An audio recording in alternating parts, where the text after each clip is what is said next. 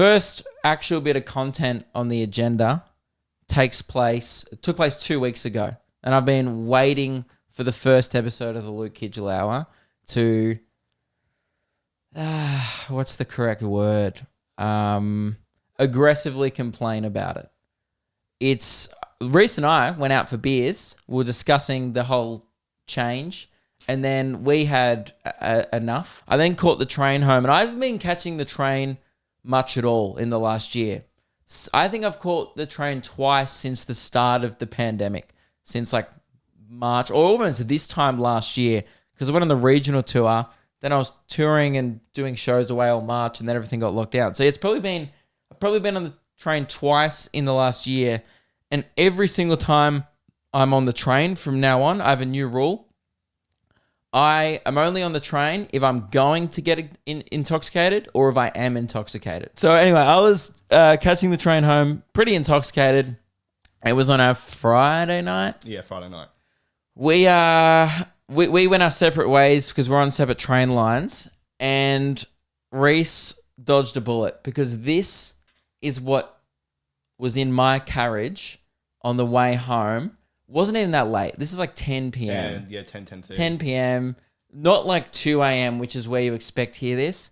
I swear to God, this is the loudest I've ever heard a group of girls on a train. And you know how often when you film something on your phone and something that's really loud like fireworks or V8s or something, the phone doesn't do justice to how loud the sound actually is in real life. This still sounds incredibly loud on the phone, yet the phone doesn't do it justice to how much my ears were bleeding. This is what I had to deal with for 40 minutes on the way home.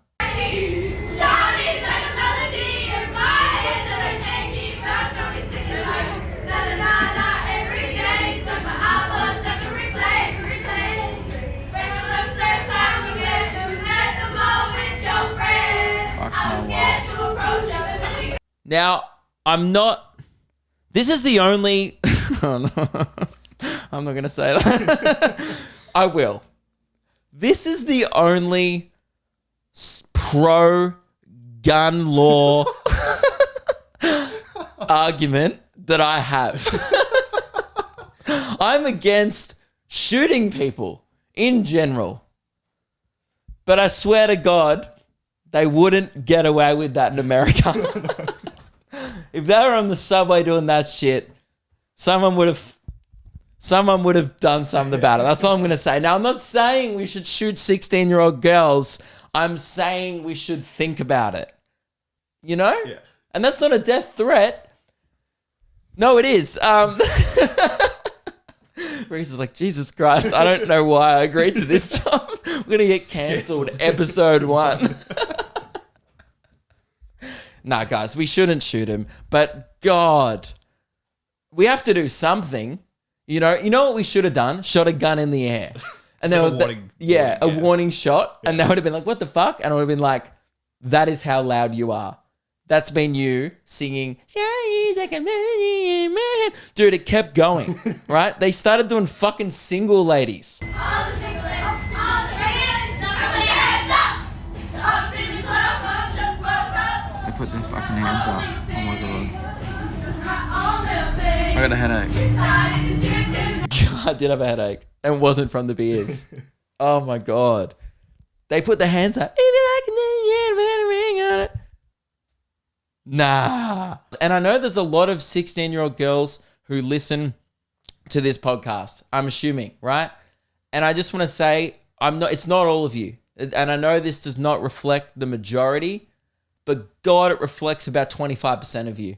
And that's too much, I think. I think we can all agree, you know about 1 in every 4 of your friends are that annoying if you're 16.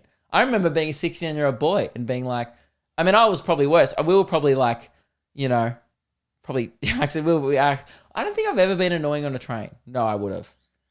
We're quite loud, like when we talk and joke around. I do remember one time a junkie told us to shut up, and it very well could have been us, or it could have been the ice that he was on. So I'm not sure, but that's, I don't know, being loud on a train, that ain't it. Guys, And the vibe on the carriage was like, what do we do?